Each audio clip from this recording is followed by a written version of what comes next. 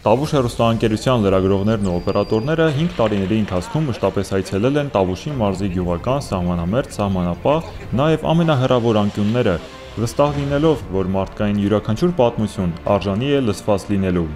Գյուղի առօրյան սկսվում է երևի Զորամաս մեկնով զինվորականների եռուզեռից, հետո արդեն արթնանում է գյուղը։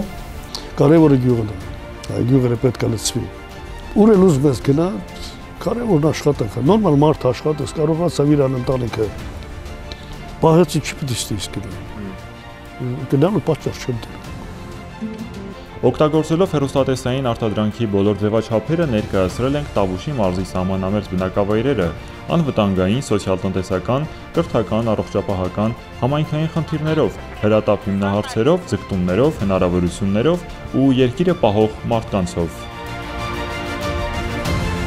15 կիլոմետր հեռավորության վրա այգիներ են մշակում, գյուղից հեռու են 15 կիլոմետր։ Այդ այգիները մշակում են գրեթե բոլորը։